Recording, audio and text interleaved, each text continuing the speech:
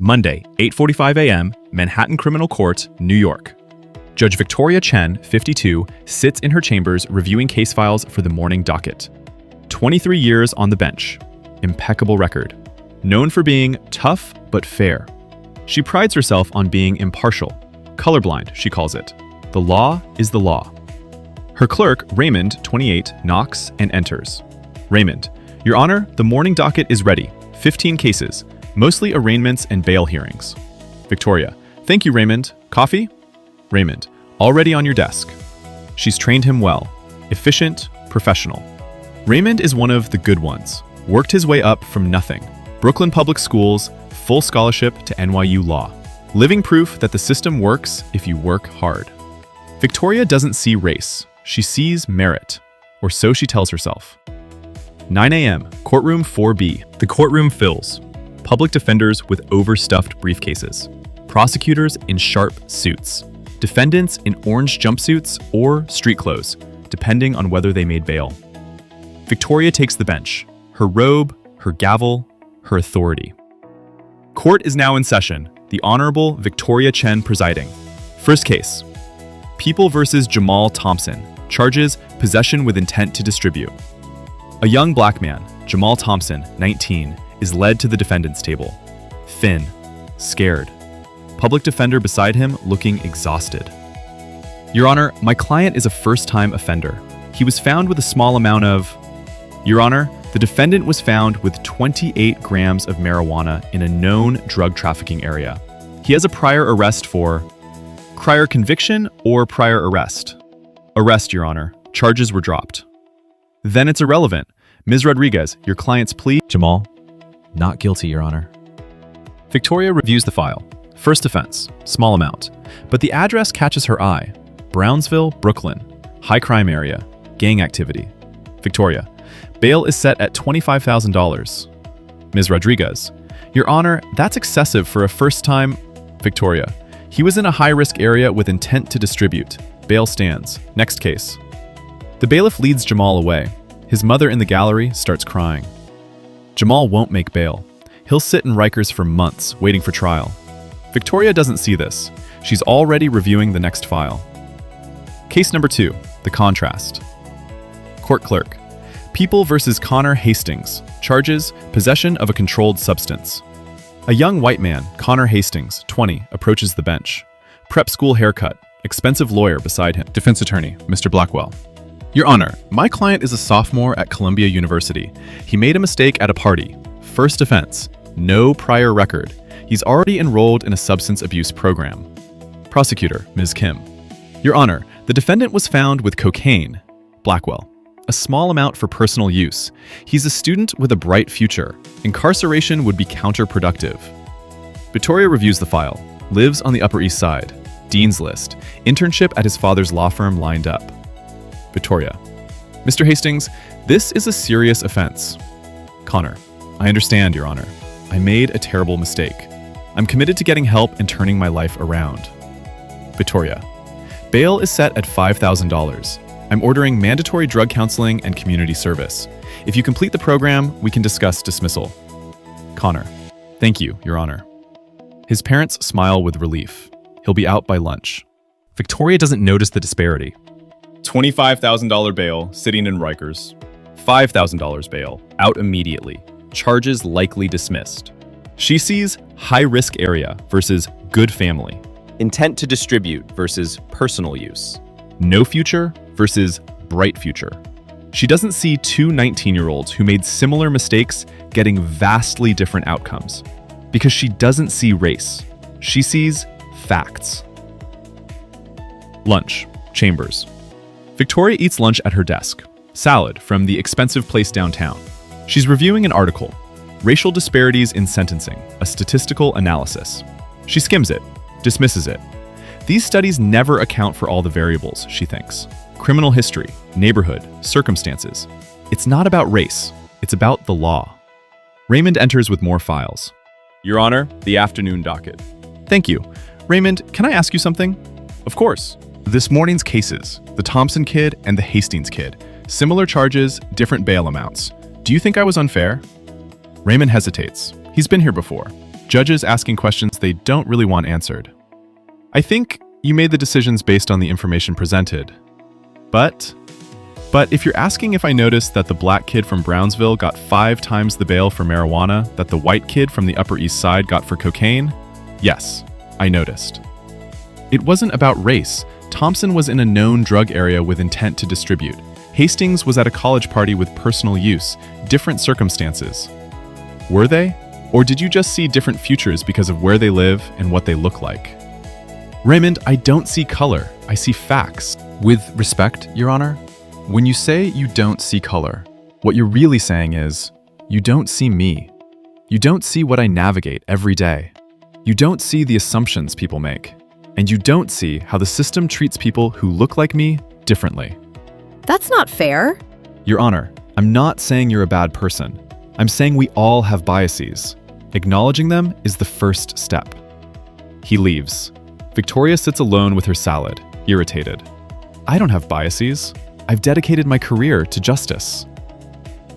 Tuesday, the case that changes everything. People versus Marcus Williams. Charges: assault in the first degree. Marcus Williams, 34, stands before Victoria. Black man, dreadlocks, tattoos visible on his neck, muscular build, public defender beside him. The victim, a white off-duty police officer who claims Marcus attacked him without provocation in a parking garage. Prosecutor, Mr. Hayes. Your Honor, the defendant violently assaulted Officer Bradley without cause. The officer sustained significant injuries. We're asking for remand without bail. Public defender, Ms. Chen, no relation to Victoria. Your Honor, my client maintains his innocence. He has security footage that shows... Victoria, I'll review the footage, but given the severity of the charges and assault on a police officer, I'm inclined to agree with the prosecution. Marcus, Your Honor, I have kids. I have a job. I didn't attack anyone. He attacked me. The footage shows... Victoria, Mr. Williams, your attorney will speak for you. Ms. Chen, Your Honor, the footage clearly shows Officer Bradley as the aggressor. My client was defending himself. He's a registered nurse with no criminal record, 2 children, strong community ties. Hayes, the victim is a decorated police officer with 15 years of service. The defendant's story is not credible. Victoria looks at Marcus, sees the dreadlocks, the tattoos, the build, looks intimidating, could be dangerous. Bail is set at $100,000, remanded to custody pending trial. Your Honor, I can't afford. That's all, Mr. Williams. The bailiff leads Marcus away. His wife in the gallery is crying. His children, a girl 8 and a boy 6, don't understand why Daddy is being taken. Raymond appears in Victoria's chambers with a tablet. Your Honor, you need to see this. What? The Marcus Williams case, the security footage from the parking garage. He plays it. Clear, high definition, time-stamped. Marcus Williams is walking to his car after his hospital shift, scrubs, exhausted. Officer Bradley approaches. Words are exchanged. Can't hear them, but body language. Bradley is aggressive. Bradley shoves Marcus. Marcus steps back, hands up, non-threatening. Bradley shoves again, harder. Marcus continues backing away. Bradley throws a punch. Marcus blocks it, pushes Bradley away, clearly defensive. Bradley pulls his off-duty weapon, a violation of protocol. Marcus, in fear for his life, tackles Bradley, disarms him, and restrains him until security arrives. The video is unambiguous. Marcus was defending himself from an aggressive, potentially deadly threat. Victoria watches it 3 times. Why wasn't I shown this in court? You were. Ms. Chen referenced it. You said you'd review it later, but agreed with the prosecution's remand request. I didn't realize. Your Honor, can I be honest? Please. You looked at Marcus Williams, a black man with dreadlocks and tattoos, and you saw a threat. You looked at Officer Bradley, a white police officer, and you saw a victim. You didn't need to see the video because you'd already decided. That's not true. I would have reviewed... Raymond. Ma'am, Marcus Williams is sitting in Rikers right now. His kids went to bed last night without their father. His wife is trying to figure out how to make rent on a nurse's salary. Because you looked at him and saw danger instead of a man defending himself. The words hit like physical blows. Victoria, I made a mistake. I'll review the bail. Raymond, it's not just this case. It's Jamal Thompson with $25,000 bail for marijuana, while Connor Hastings got $5,000 for cocaine. It's every case where you see a Black or Latino defendant and unconsciously assume higher risk, more danger, less future. Victoria, I'm not racist, Raymond. Raymond, I didn't say you were, but Your Honor, you have bias. We all do. The difference is whether we acknowledge it and work to counter it, or whether we hide behind, I don't see color, and keep perpetuating the same patterns. He leaves. Victoria sits alone in her chambers. The video plays on loop. Marcus Williams, hands up, backing away, defending himself. And she sent him to Rikers. That night, Victoria's apartment, Upper West Side. Victoria can't sleep. She opens her laptop, searches racial bias in criminal justice system. The data is overwhelming. Black defendants receive 19% longer sentences than white defendants for the same crimes. Black men are 5 times more likely to be incarcerated than white men. Bail amounts are significantly higher for Black defendants. Studies show judges unconsciously associate Black faces with criminality. She reads study after study, each one a mirror, showing her something she doesn't want to see. She thinks of her cases, not just this week, 23 years of cases. How many Jamal Thompsons has she sent to Rikers? How many Connor Hastings has she released? How many Marcus Williams has she judged before seeing the evidence? She closes the laptop, puts her head in her hands. Victoria, what have I done? Wednesday morning, the decision point. Victoria arrives at the courthouse early. She calls Raymond into her chambers. I'm reducing Marcus Williams' bail to $5,000, releasing him on his own recognizance pending trial. And I'm recommending the DA drop the charges, given the video evidence. That's good, Your Honor. It's not enough. I've been on the bench for 23 years. How many people have I judged unfairly? How many lives have I affected because of biases I didn't even know I had? What are you going to do? I don't know, but I can't keep pretending this isn't happening. The courtroom, Marcus Williams, release. In the matter of People versus Marcus Williams, having reviewed the security footage, it's clear that Mr. Williams acted in self-defense. Bail is reduced to time served. Mr. Williams, you're free to go. I'm recommending to the district attorney that all charges be dropped. Marcus's wife gasps. His children cheer. Marcus, thank you, Your Honor. Victoria, Mr. Williams, I owe you an apology. I made assumptions about you based on appearance rather than evidence. That was wrong. I'm sorry. The courtroom goes silent. Judges don't apologize. Marcus, thank you, Your Honor. As he's released, Marcus's daughter runs to him. He picks her up, crying. Victoria watches and realizes, if I hadn't watched that video, he'd still be in Rikers. His daughter would still be without her father. Because of me. Thursday, the breaking point. Victoria is reviewing old cases, files from years ago. She sees the pattern, undeniable now that she's looking. Tyrone Jackson, 2018, $50,000 bail for possession, Black, Brownsville. Michael O'Brien, 2018, $10,000 bail for possession, White, Upper West Side. Same charges, same circumstances, 5 times difference in bail. Darnell Washington, 2015, 5-year sentence for robbery, first offense, Black. Kevin Murphy, 2015, 2 years probation for robbery, first offense, White. Same crime, same lack of priors. One goes to prison, one gets probation. Victoria sees it everywhere, case after case, year after year. She's been dispensing justice for 23 years, but it hasn't been just. She sits in her empty courtroom, the bench, the gavel, the seal, equal justice under law. Victoria, I've been a part of this. I've perpetuated this, and I called it justice. She doesn't know what to do, doesn't know how to fix 23 years of unconscious bias. Victoria, what would Jesus do? If he saw what I've done, if he saw how I've judged people, what would he say?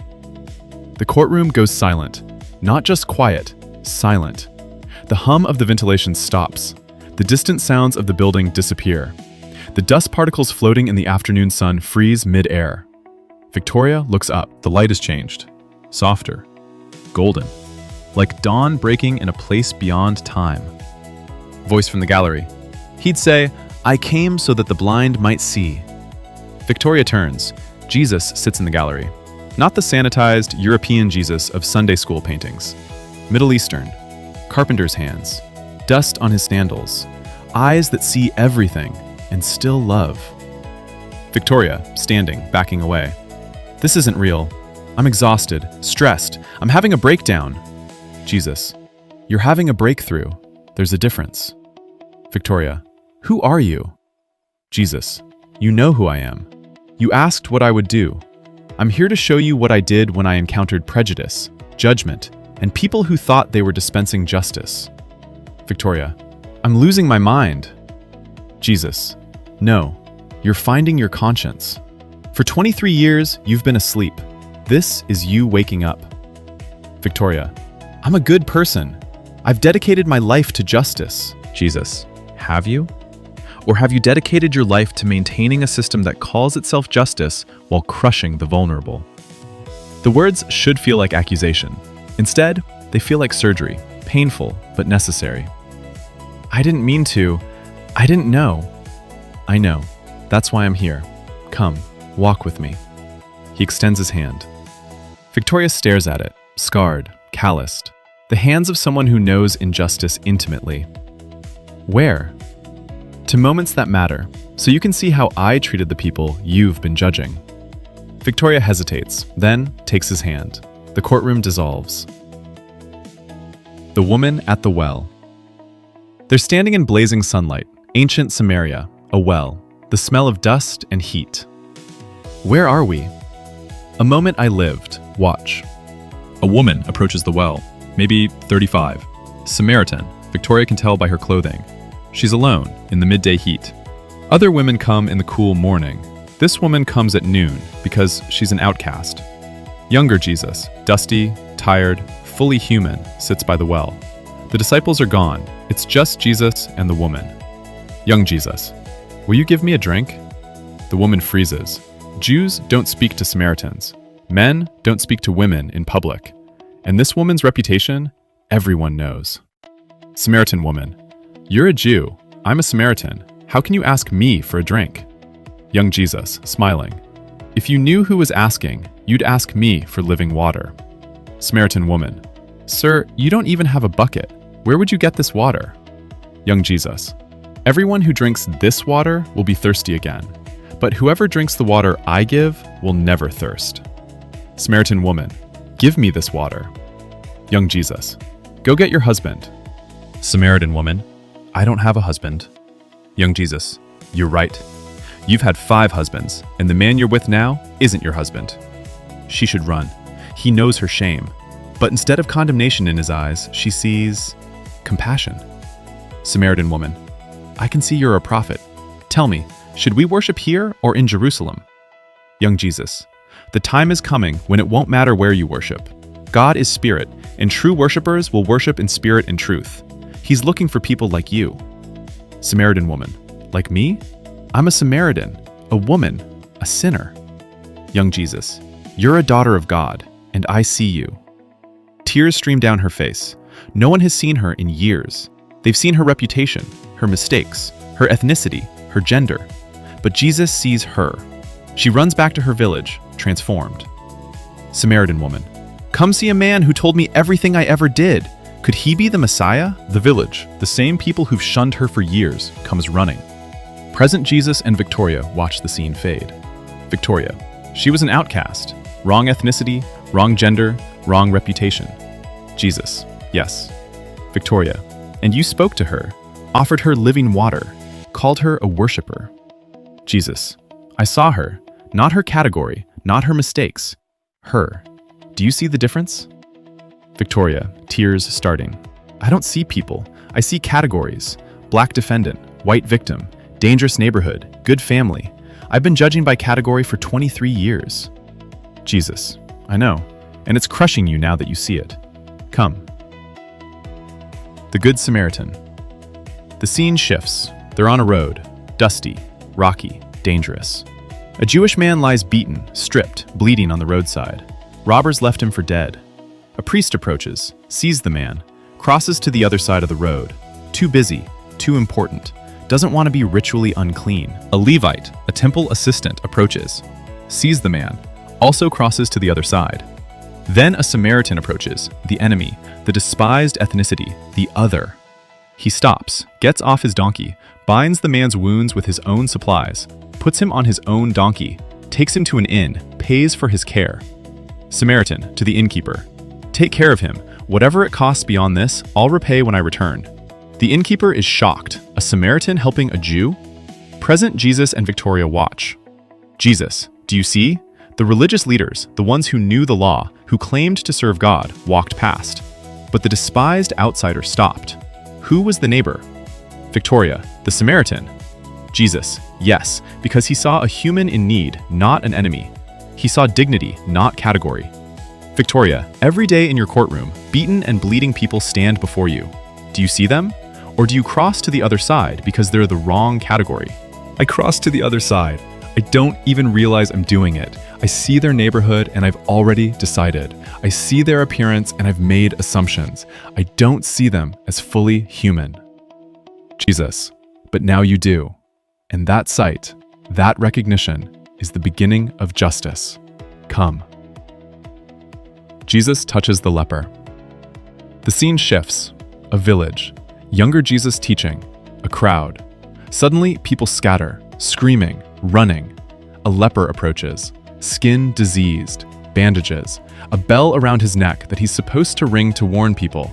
Unclean! Unclean! But he's desperate. Leper, falling at Jesus' feet. Lord, if you're willing, you can make me clean. Everyone gasps. A leper isn't supposed to approach people. He's ritually unclean, untouchable, less than human. The crowd expects Jesus to rebuke him, send him away. Instead, Jesus reaches out his hand and touches him. The crowd gasps. No one touches lepers, ever. Young Jesus, I am willing. Be clean. Immediately, the leprosy is gone, skin restored, healed. But the more profound miracle, Jesus touched him, saw his humanity, refused to treat him as other. Present Victoria and Jesus watch. Victoria, he was untouchable. Society said he was less than human. Jesus, and I touched him because he wasn't less than human. He was my beloved son, suffering from disease and isolation. Victoria, in your courtroom, who are the untouchables? Who have you treated as less than fully human? Victoria, people who look like Marcus Williams, people from Brownsville, people with tattoos and dreadlocks, people who scare me. Jesus, and what if you reached out and touched their humanity? What if you saw them as beloved sons and daughters instead of threats? Victoria, everything would change. Jesus, yes, everything. Come. Jesus eats with sinners. The scene shifts. A house. A party. Younger Jesus reclining at a table with tax collectors and sinners, the despised collaborators with Rome, the morally compromised, the outcasts. He's laughing with them, eating, sharing life. Outside, Pharisees mutter to his disciples, Pharisee, why does your teacher eat with tax collectors and sinners? Doesn't he know this destroys his reputation? People will think he approves of their sin. Young Jesus, overhearing, it's not the healthy who need a doctor, but the sick. I didn't come to call the righteous, but sinners. Pharisee, but associating with them, young Jesus, is what love looks like. You judge them from a distance. I sit with them at the table. You maintain your purity by separation. I bring redemption through presence. Present Jesus and Victoria watch. Jesus, do you see? The religious leaders stayed separate, maintained their righteousness, judged from on high. And they missed what God was doing because they refused to get close to the wrong people. Victoria, I do that. I sit on the bench, literally elevated above everyone, and judge from a distance. I don't know their stories. I don't see their humanity.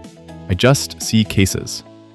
Jesus, and if you came down from the bench, sat at the table, listened to their stories?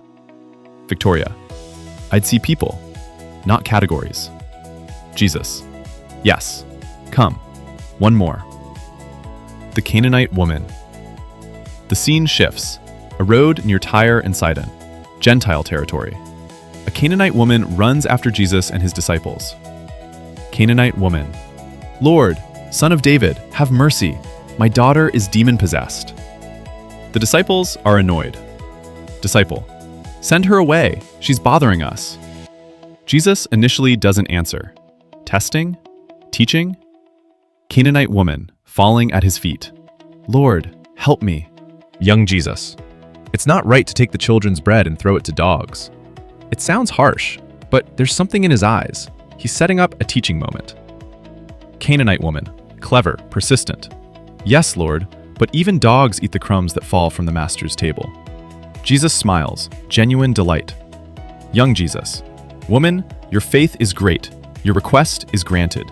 Her daughter is healed instantly. Young Jesus, turning to his disciples. Do you see? Faith isn't about ethnicity or status. This foreign woman has more faith than many in Israel. The kingdom is for everyone who seeks. Present Jesus and Victoria watch the woman run home, praising God. Jesus. She was the wrong ethnicity, the wrong gender, an outsider. My disciples wanted to send her away, but I saw her faith, her love for her daughter, her humanity, and I granted her request. Victoria. You crossed boundaries. Jesus. I erased them. There is no Jew or Gentile, slave or free, male or female. All are one in the kingdom. All have equal dignity. All are beloved. Victoria. But I've spent my career maintaining boundaries. This type of defendant gets this treatment. That type gets different treatment. I thought I was being impartial, but I was really just sorting people into categories and judging them accordingly. Jesus. Yes. And Victoria, those categories? They're human constructs. They're not how God sees people. He sees beloved children, all of them. The final teaching. The scene dissolves. They're standing in a place beyond place. Light, peace, timeless. Jesus. Let me show you something. Images appear like visions. Vision 1. Jamal Thompson, sitting in Rikers. His mother crying at home. His little brother asking, "When's Jamal coming home?" The family struggles to pay bills. Jamal loses his job. When he's finally released months later, he has a record, can't get hired, ends up back in the system. Vision 2. Connor Hastings, out on bail within hours, completes his program, charges dismissed, graduates Columbia, gets a job at a top law firm. His life continues uninterrupted. 20 years later, he's a partner. No one knows he was ever arrested. Two paths, same crime, different treatment, different outcomes. Jesus, do you see? Victoria, I see what I've done. I see the lives I've affected. I see the injustice I've called justice. Jesus, and now that you see, what will you do? Victoria, I don't know. How do I fix 23 years of this? How do I undo the damage? Jesus, you can't, but you can stop perpetuating it. You can start seeing people as I see them. You can use your position to bring actual justice instead of just maintaining the status quo. Victoria, but the system, it's bigger than me. One judge can't change everything. Jesus, no, but one judge can change one courtroom, and one changed courtroom can inspire another, and another. Victoria, I didn't come to change Rome. I came to change hearts, one heart at a time, starting with yours. Victoria, what if people think I'm being soft on crime? What if I lose my position? Jesus, then you'll lose your position, but you'll keep your soul. What does it profit you to maintain your judgeship but lose your integrity? Victoria, I'm scared. Jesus, I know. But Victoria, you asked me what I would do. I've shown you. I crossed boundaries. I touched the untouchable. I ate with the despised. I saw people, not categories. I brought justice, not just law. Now it's your turn. How do I start? Jesus, by seeing, really seeing, not categories, people, not threats, beloved children of God. Every single person who stands before your bench is made in the image of God. See that image, honor it, defend it. Even when they've done wrong? Jesus, especially then. Because punishment without dignity is cruelty. Justice without compassion is tyranny. I didn't come to condemn the world, Victoria. I came to save it, and I'm calling you to do the same. One courtroom, one defendant, one decision at a time. He places a hand on her shoulder. Jesus, it's time to go back. Your eyes have been opened. The question is, will you keep them open? The choice. Victoria blinks. She's back in her courtroom. same frozen moment, the afternoon sun streaming through windows. But she's different. She stands, walks down from the bench, stands where defendants stand, sees the bench from their perspective, elevated, intimidating, distant. This is how they see me, a figure on high, judging them, not seeing them. She returns to the bench, opens her computer, pulls up her docket for tomorrow. 15 cases. She reads each file differently now, not looking for risk factors, looking for human beings. Case number 1, Tyrell Jackson, 17, charges robbery, lives in the Bronx, first offense. Before, Bronx, high risk, needs high bail. Now, 17 years old, someone's son, first offense. What led him here? Case number 2, Maria Gonzalez, 32, charges prostitution, fourth arrest.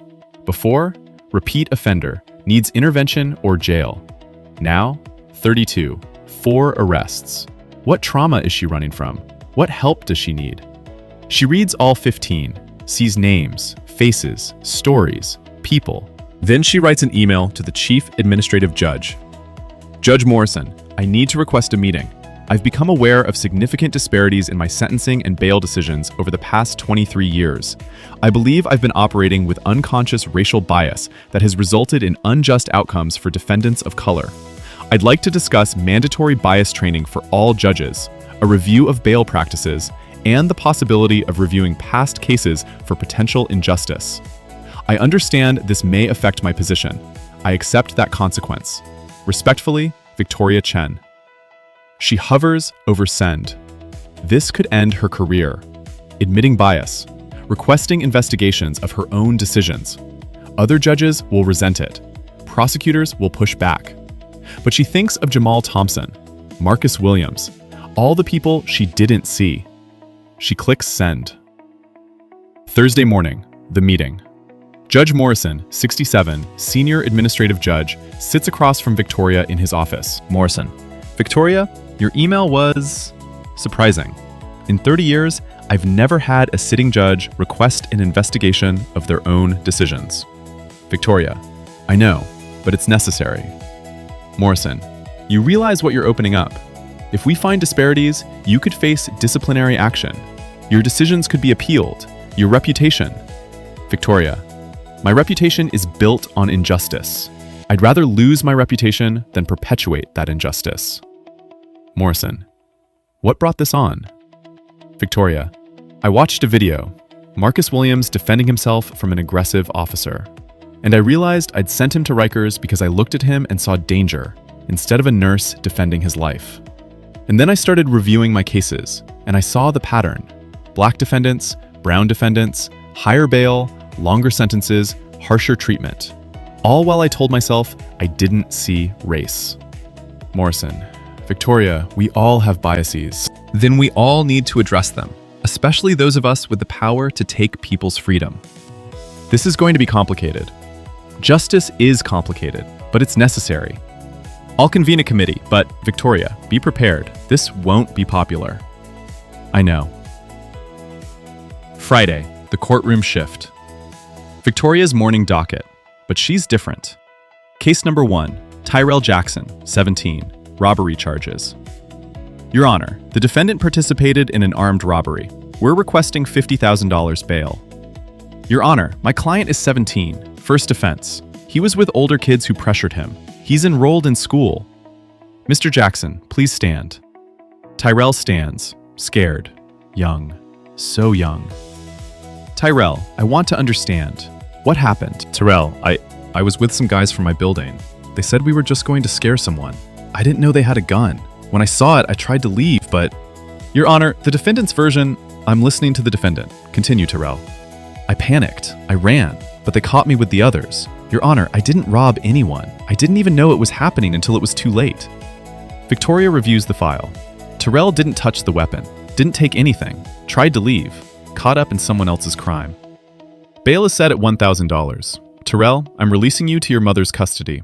You'll wear an ankle monitor. You'll attend school every day. You'll meet with a counselor. And if you do all of that, we can talk about a plea that doesn't include jail time. Do you understand? Yes, Your Honor. Thank you.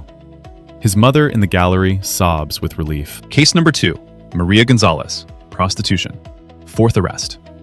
Prosecutor. Your Honor, this is the defendant's fourth arrest for prostitution. We recommend 60 days. Victoria. Ms. Gonzalez, how old were you when you first entered prostitution? Maria. 14, Your Honor. Victoria. Were you trafficked? Maria. Yes. Victoria. Do you want help getting out? Maria. I've tried, but I don't have anywhere to go. No job, no skills. I keep ending up back. Victoria.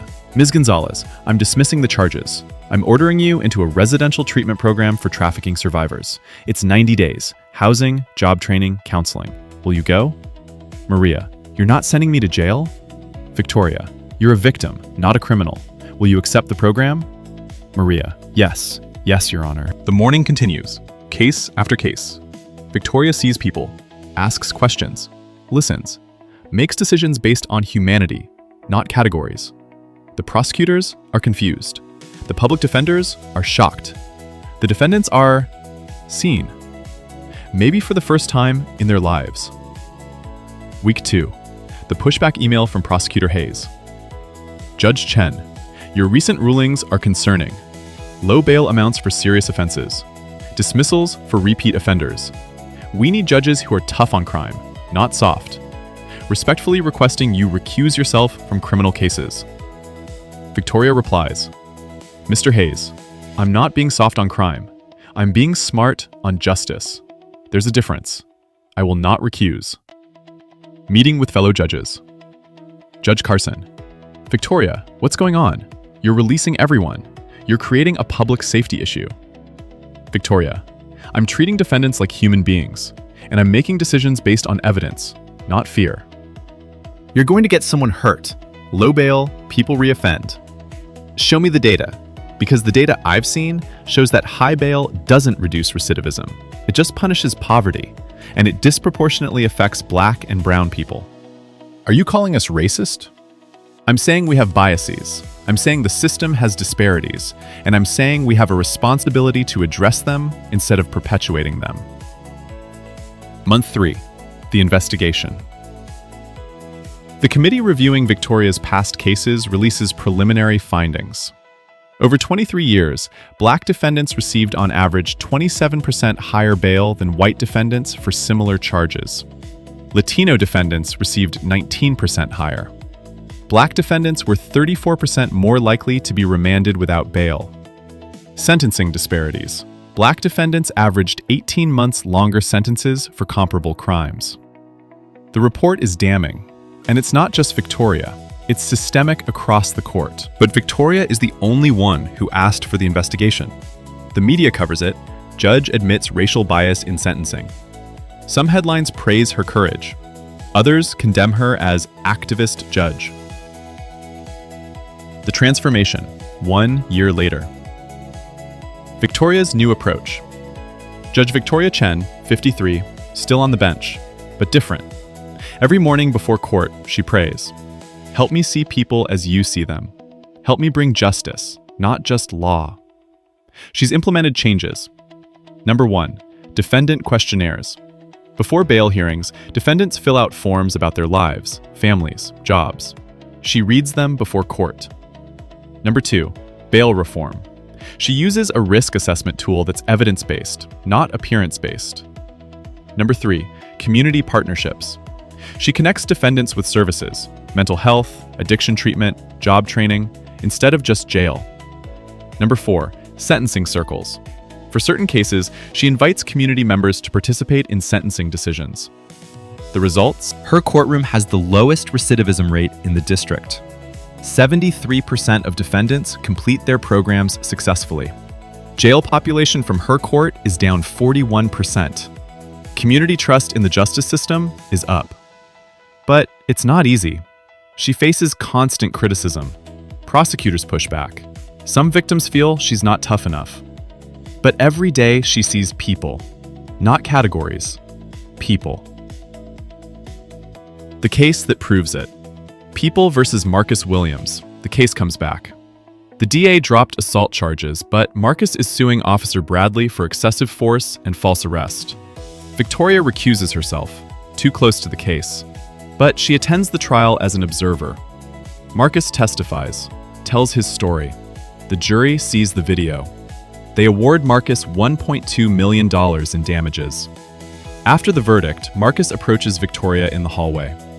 "Your Honor, I wanted to thank you for watching the video, for apologizing, for changing your mind. You didn't have to do that." "I did have to.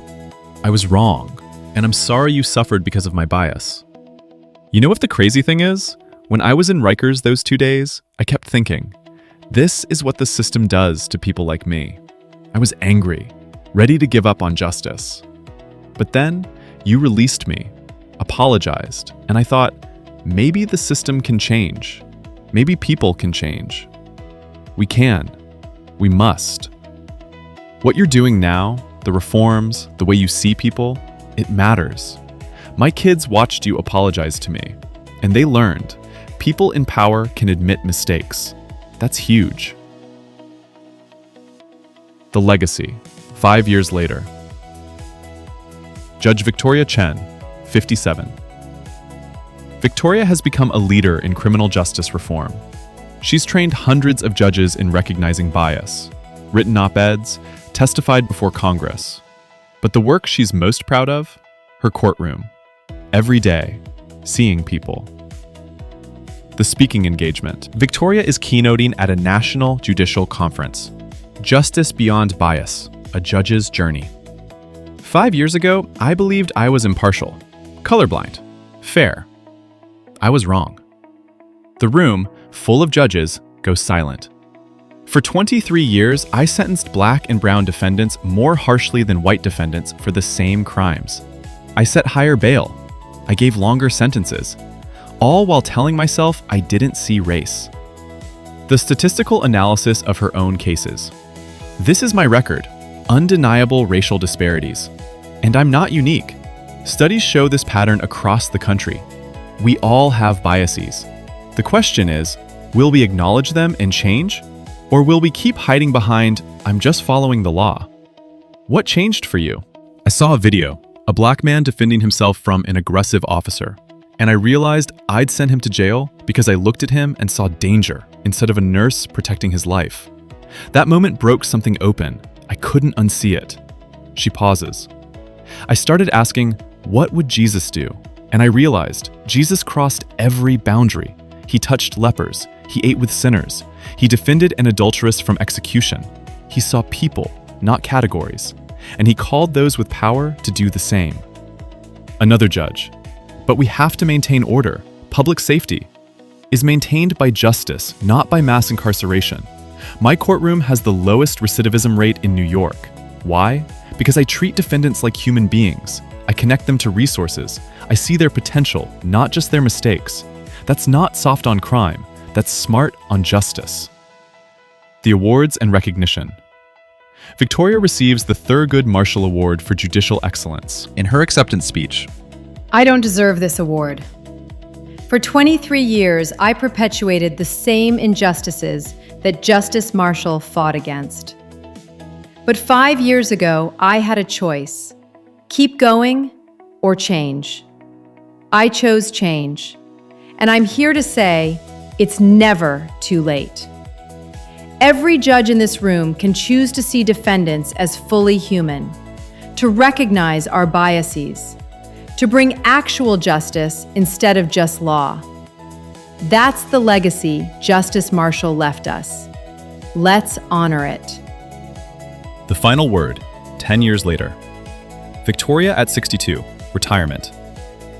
After 33 years on the bench, Victoria retires. Her final case, People versus Jamal Thompson Jr., 19, the son of Jamal Thompson, the young man she sent to Rikers a decade ago for marijuana possession. Jamal Sr. never recovered, spent years in and out of jail. His son grew up without a stable father. Now, Jamal Jr. stands before her. Same charges, possession. Victoria looks at him, sees Jamal Sr., sees the cycle. "Mr. Thompson, do you know I sentenced your father 10 years ago?" "No, ma'am." "I did, and I was unjust. I set bail so high he couldn't pay it. He sat in Rikers for months, lost his job. It started a cycle that affected your whole family. I'm sorry for that." "My dad, he tried, but he could never catch a break." "I know, and I contributed to that. I can't undo what I did to him, but I can do better for you. Charges dismissed. I'm connecting you with a job training program. You're going to meet with a mentor. And Jamal, you're going to break this cycle. Not for me, for you, for your father. Do you understand? Yes, Your Honor. Good. This is my last case. I want it to end differently than it began. She bangs the gavel one last time. Court adjourned. Victoria writes in her journal, Dear 29-year-old Victoria, you're about to become a judge. You're excited. You believe in justice. You think you're impartial. You're not. For the next 23 years, you'll sentence black and brown people more harshly than white people. You'll set higher bail. You'll see threats instead of humans. And you'll call it justice. But it's not justice. It's bias. And it will take a moment of clarity, a video, a breakdown, a divine intervention to help you see it. When that moment comes, don't look away. Don't defend yourself. Don't hide behind, I didn't mean to. Look, see, acknowledge, change. Because justice isn't just law. It's love in action. It's seen in the image of God in every person who stands before your bench. It's treating the least of these as you would treat Jesus himself. You'll make mistakes. You'll face criticism. You'll lose friends. But you'll gain your soul. And that's worth everything.